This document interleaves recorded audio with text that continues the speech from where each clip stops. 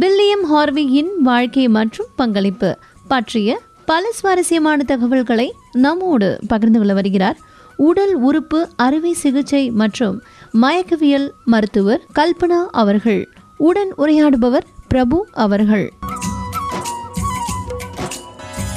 Doctor, William ஹார்வேனா யாருன்ட்டு ஒரு முன்பின் தெரியாத நபருக்கு எப்படி அறிமுகப்படுத்துவீங்க? வில்லியம் ஹார்வே அந்த பெயரே ஒரு மகத்தான ஒரு பெயர். அவர் என்னென்னா நம்மளுடைய உடல் இயங்கியல், அதாவது ஃபிசியாலஜி ஆஃப் பாடி, அவர் தந்தை, உடல் இயங்கியலுடைய தந்தை என்று கூறலாம். ஏன்னா இவருடைய கண்டுபிடிப்பு தான் இன்றைய மருத்துவம். அந்த ஒரு கண்டுபிடிப்பு, ஒரு விதை, அவர் போட்ட விதை தான் இன்று வரை மருத்துவத்துறையே இயங்கிட்டு இருக்கு. அதாவது அவர் ஒரு ஃபாதர் ஆஃப், ஏன்னா அதுவரையிலையும் ஒரு புரிதல் இல்லாத ஒரு உடல் இயங்கியல் துறையில் ரத்த ஓட்டத்தை குறித்த ஒரு இதில் இவர் தான் ஒரு அழகாக ஒரு லைட்டை அந்த இருட்டில் த்ரோ பண்ணது. அதற்கான நிறைய வேலைகளை அவர் செய்திருக்கிறாரு. அவருடைய பங்களிப்பு மிக மிக மகத்துவமானது. அவரை ஒரு மாமேதை அப்படின்னு கூட சொல்லலாம் நம்ம உடல் இயங்கியல் துறையில். எல்லாரும் என்ன, அந்த கேலன் அப்படின்னு ஒருத்தர்லாம் என்ன சொன்னாங்கன்னா, லிவர் தான் எல்லாத்துக்கும் காரணம் அப்படின்னு யோசிச்சுட்டு இருக்கும் பொழுது இவர் ஒரு வித்தியாசமான ஒரு நோட் பண்ணுறாரு. ரத்தம் இருக்குது, ஆனால் அது கண்டினியூஸாக ஏதோ சர்க்குலேட் ஆகிற மாதிரி ஒரு இருக்குது. இது அந்த வெயிட்டை வச்சு, இந்த வெயிட்டுக்கும் அந்த பிளட்டு போகிறதுக்கும் ஒரு கோரிலேட் ஆகலை. அவங்களோட சொன்ன ஒரு ஏற்கனவே இருந்த ஒரு நம்பிக்கைக்கும் இவர் பார்க்குற ஒரு எவிடன்ஸ் பேஸ்டாக பார்க்குறது வித்தியாசமாக இருக்கவே இவர் என்ன பண்ணுறாரு, ஆனிமல்ஸ்க்கெல்லாம் சும்மா செக் பண்ணுறாரு பிளட் எப்படி போகுதுன்னு. அப்போது தான் இவர் கண்டுபிடிக்கிறாரு, இது அப்பப்போ வரல, இது அந்த பிளட்டு பாடியிலேயே இருக்குது. இது ஒரு சின்ன ஒரு லூப் மாதிரி, அந்த லூப்புக்குள்ளே போயிட்டு வந்துட்டுருக்கு. இதுதான் ஒவ்வொரு ஆர்கனுக்கும் போகுது. அதுலேருந்து குட்டி குட்டியாக பிரியறதா இந்த ஆர்ட்ரிஸு, அந்த வெயின்ஸு. அதாவது ரத்தத்தை வெளியே போய் ஆர்கன்ஸ்க்கு கொடுக்கறது ஆர்ட்ரிஸு. அந்த ஆர்கன், அதாவது உறுப்புகள்லேருந்து மறுபடியும் இதயத்துக்கு கொண்டு வர்றது இந்த வெயின்ஸ். ரத்த நாளங்களை பற்றியான ஒரு தெளிவு கொண்டு வந்தார். மோரோவர் இது ஒரு லூப், பாடிக்குள்ளார எப்பயுமே 24 மணி நேரமும் இருக்குது. அதுக்கு மெயினாக என்னென்னா, ஹார்ட் பம்ப் பண்ணுற ஒரு மெஷின். இந்த ஹார்ட் தான் பம்ப் பண்ணி வெளியில் கொண்டு போகுது. ஹார்ட்டுக்குள்ளே மறுபடியும் ரீடிஸ்ட்ரிபியூட் ஆகுது. It's like a machine which is functioning அப்படின்னு கண்டுபிடிச்ச ஒரு, என்ன மெடிசனில் எந்த ஒரு சாதனையை நம்ம இப்போ எடுத்துக்கிட்டாலும் கூட இந்த ஒரு கண்டுபிடிப்பு இது இல்லைன்னா இன்றைக்கி இது இல்லை. எவ்ரிதிங் நம்ம சுழன்றுட்டுருக்கிறதுக்கு காரணம் ரத்தம் சுழன்று கொண்டிருக்கிறதுன்னு கண்டுபிடிச்ச வில்லியம் ஹார்வே அவரால். வில்லியம் ஹார்வே வரதுக்கு முன்னாடி மனித உடலை எப்படி பார்த்துட்டு இருந்தாங்க? இது முன்னால் எப்படி நம்ம பார்த்துட்டு இருந்தாங்கன்னா, ஒரு சரியான புரிதல் இல்லை. ஒரு பேசிக்காக கேலன் போன்ற மாமேதைகளெல்லாம் எப்படி யோசிச்சுட்டு இருந்தாங்கன்னா, எப்பயுமே லிவர் இஸ் தி ஆர்கன், எப்பயுமே அதுதான் power house of the body. But அது எதையும் ப்ரொடியூஸ் பண்ணலை.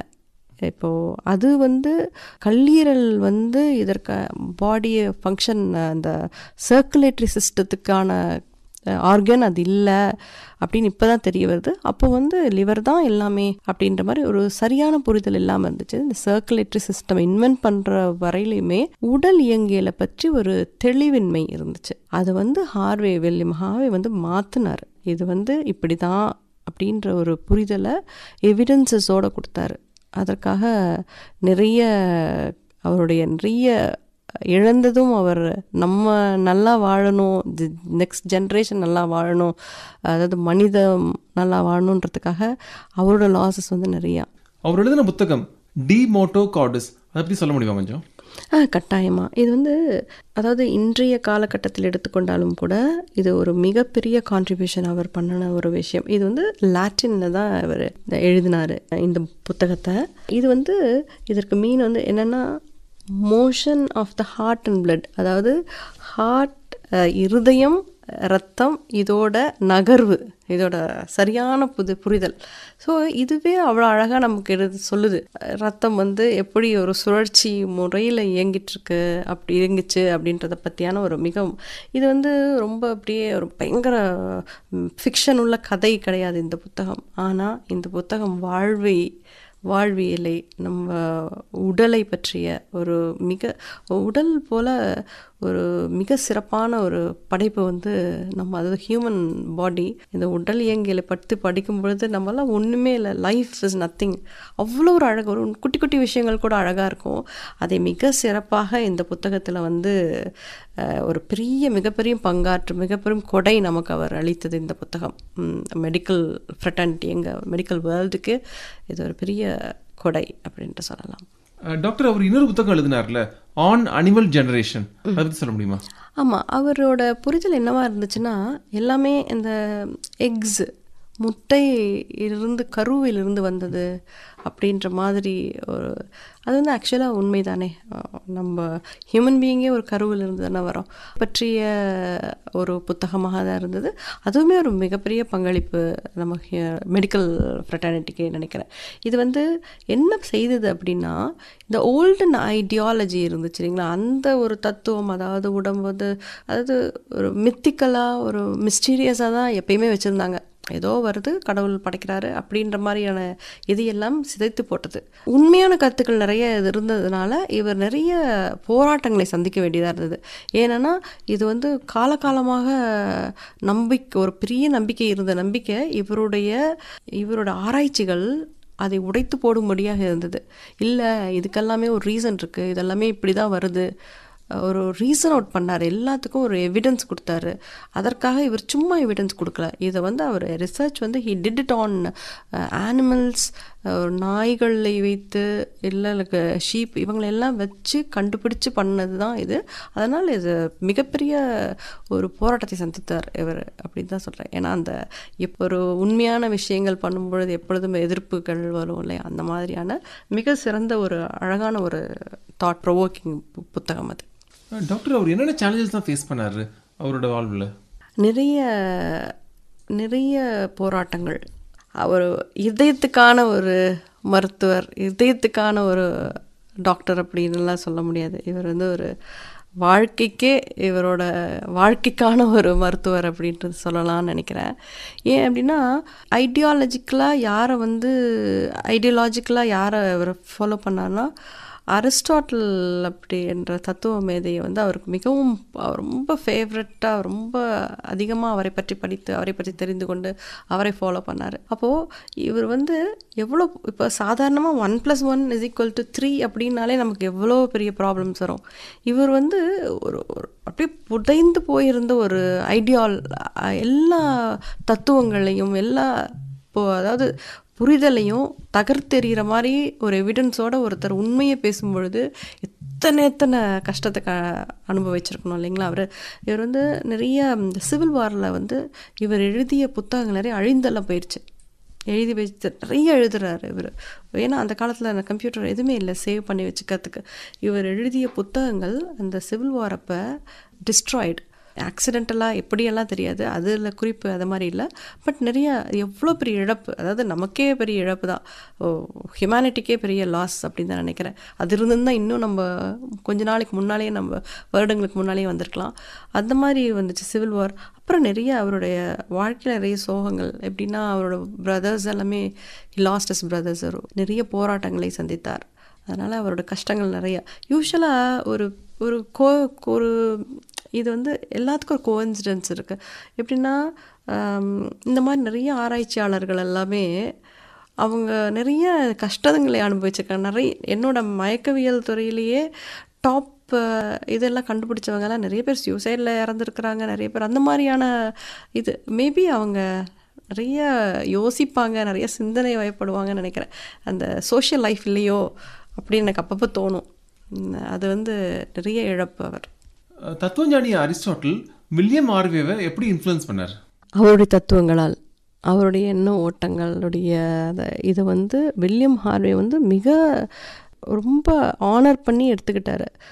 அரிஸ்டாட்டில் வந்து அவருடைய ஃபேவரட்டாக அவருடைய இவர் வந்து அவர் மிக தெளிவாக அவரை ஃபாலோ பண்ணார். என்னென்னா அவரோட தாட்ஸ் வந்து இவரை வந்து அவருடைய சிந்தனைகள் வந்து இவரை பயங்கர அட்ராக்ட் பண்ணுது. ஏன் அப்படின்னா இவர் வந்து சும்மா போன போக்கில் அப்படியே பேசிட்டு போல, ஒவ்வொன்றுக்கும் அவர் ஏன் எதுக்கு என்ன அந்த பயாலஜி அந்த உயிரியல் எல்லா உயிரையும் சொல்ல, பயாலஜினாலே தாவரம் ஆனிமல்ஸு மனிதர்கள் எல்லாமே தான் அந்த தத்துவம் பற்றி பேசுகிறது தான். ஸோ இவர் எல்லாத்துக்கும் ஒரு கேள்வி, எதை பற்றாலும் என்ன எதற்கு அது ஏன் அப்படி வந்துச்சு அப்படிங்கிறது வந்து இவரை ரொம்ப அட்ராக்ட் பண்ணி அதை வந்து அதை நோக்கி இவர் எந்த ஒரு விடயம் எடுத்துக்கிட்டாலும் இது எதற்காக, ஏன் நான் பண்ணுனா கரெக்டாக, அந்த மாதிரி ஒவ்வொன்றையும் தர்க்க ரீதியாக தத்துவ ரீதியாக அவர் அப்ரோச் பண்ணதுனால தான் அவர் இவ்வளோ அழகாக இவருடைய நம்ம மெடிக்கல் ஃபீல்டுக்கு இவ்வளோ பெரிய பங்காற்றி இருக்கிறாரு அப்படின்னு நான் நினைக்கிறேன். அதுதான் அவர் பயங்கரமான இன்ஃப்ளூயன்ஸ் பண்ணியிருக்காரு அரிஸ்டாட்டில். அவருக்கு நிறைய இடத்துல கோட் பண்ணியிருக்காரு அவர். டாக்டர் வில்லியம் ஹார்வியோட வாழ்க்கையிலிருந்து மருத்துவர்கள் மட்டும் இல்லாமல் எல்லா துறையில் இருக்கிறவங்களும் என்ன கற்றுக்கலாம்? மிக மிக சிறப்பான ஒரு கேள்வி. என்னென்னா அவர்கிட்டருந்து கற்றுக்கிறதுக்கு நமக்கு ஏராளமான விஷயங்கள் இருக்குது. அவர் வந்து மருத்துவத்துறைக்கு மட்டும் ஒரு பங்களிப்பு கொடுக்கல. ஏன் அப்படின்னா அவர் வாழ்க்கையை சொல்லி கொடுத்தாரு. அவர் வந்து இருதயத்துக்கான மருத்துவர் மட்டுமல்லாமல் வாழ்க்கைக்கான மருத்துவர்ன்னு சொல்லலாம். ஏன்னா அவருடைய அந்த தைரியம், அந்த போராட்ட குணம், எத்தனை பேர் வந்தாலும் நான் கண்டுபிடித்தது ஒரு கரெக்டான விஷயம். ஏன் அப்படி அவருக்கு எது வந்து அவ்வளோ ஒரு தைரியத்தை கொடுத்தது அப்படின்னா அவர் வந்து அதை வந்து ஆராய்ஞ்சிருக்கிறாரு.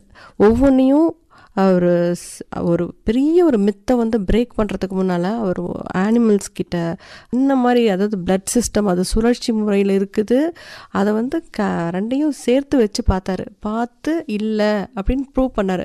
இதுலேருந்து நம்ம ஆஸ் அ ஹியூமன் நம்ம என்ன கற்றுக்கணுன்னா, நம்ம ஒரு விஷயத்தை நம்பினோமா அந்த விஷயத்த மற்றவங்களுக்கு எவ்வளோ தெளிவாக கொடுக்கறதுக்கு வந்து நம்ம வந்து நிஜமாக அதை பற்றி நிறைய எவிடன்சஸ்ஸு, அது உண்மை எப்படியாப்பட்ட உண்மை அப்படிங்கிறத வந்து நம்ம தெளிவாக வந்து அதை சும்மா அப்படி படிச்சுட்டு போகிற மாதிரி இல்லாமல் நம்ம வந்து விளக்கி அதை வந்து ஒரு எக்ஸாம்பிள் மூலம் விளக்கி, அதாவது வாழும் வாழ்க்கையில் வந்து அதை வெளிப்படுத்தி காமிச்சாதான் ஒரு விஷயம் மற்றவங்களை சென்று அடையும். ஒரு அழகான ஒரு இது எப்படின்னா, எக்ஸாம்பிள்ஸ்லேயே வந்து greatest example being an example தான். அதை தான் வந்து நம்ம வில்லியம் ஹார்வே வந்து பண்ணார். அதற்கு அவர் தேர்ந்தெடுத்த அவர் ஃபாலோ பண்ணின ஒரு மனிதர் வந்து அரிஸ்டாட்டில் என்கிற மிகப்பெரிய தத்துவ ஞானி. ஸோ இவங்கக்கிட்ட எல்லாமே நம்ம கற்றுக்கிறது வந்து லைஃப் வந்து ஆக்சுவல் லைஃப் இஸ் பியூட்டிஃபுல்ன்ற ஒரு விஷயந்தான். இவ்வளோ கஷ்டங்கள் வந்தும் அடுத்தவங்களுக்கு நம்ம ஹெல்ப்ஃபுல்லாக இருக்கணும் அப்படின்றதுக்காக தான் இவங்க எல்லாருமே நிறைய பாடாட்டினாங்க. அந்த ஒரு விதத்தில் வந்து வில்லியம் ஹார்வேயோட பங்களிப்பு வந்து மிக மிக அளப்பரிய பங்களிப்பு அப்படின்னு தான் நினைக்கிறேன். ஏன்னா இவர் தான் நமக்கு சர்க்குலேட்டரி சிஸ்டத்தை பற்றி நமக்கு கொடுத்துருக்குறாரு. அது சர்க்குலேட்டரி சிஸ்டம், அதாவது ரத்தம் வந்து ஒரு சுழற்சி முறையில் தான் இருக்குது, இருதயம் தான் அதை பம்ப் பண்ணி வெளியில் கொண்டு போகுதுன்ற ஒரு விஷயம் தெரியல அப்படின்னா இருந்துச்சுன்னா இன்றைக்கி நம்ம மருத்துவத்துறையில் இல்லை இவ்வளோ பெரிய சாதனையை நம்ம படைச்சிருப்போமா அப்படின்றது ஒரு பெரிய கேள்விக்குறி. மேபி லேட்டர் இயர்ஸில் யாராச்சும் கண்டுபிடிச்சிருக்கலாம். ஆனால் எல்லாத்தையும் எடுத்து வச்சுட்டு தனியாக பார்த்தா அங்கே வந்து வில்லியம் ஹார்வே மட்டும்தான் இருப்பார். ஏன்னா அவர் தான் ஒரு பேஸை வந்து லே பண்ணியிருக்கிறாரு. ஃபவுண்டேஷன் அவ்வளோ ஸ்ட்ராங்காக, அவ்வளோ ஒரு அத்தனை தைரியத்தோட, ஒரு போராட்டத்தோட, அவ்வளோ ஒரு க்யூரியாசிட்டி, அவருக்குள்ள ஒரு ஆர்வம், பயங்கர ஆர்வத்தோடு அவர் பண்ணினதுனால தான், அதோட டெடிக்கேட்டடாக பண்ணார்.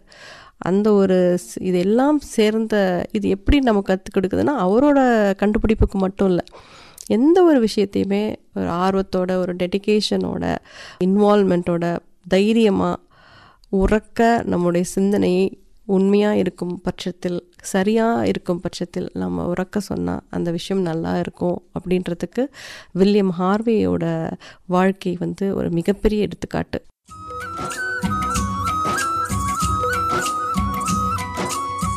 இதுவரை வில்லியம் ஹார்வியின் வாழ்க்கை மற்றும் பங்களிப்பு பற்றிய பல சுவாரஸ்யமான தகவல்களை நம்மோடு பகிர்ந்து கொண்டவர் உடல் உறுப்பு அறுவை சிகிச்சை மற்றும் மயக்கவியல் மருத்துவர் கல்பனா அவர்கள். உடன் உரையாடியவர் பிரபு அவர்கள்.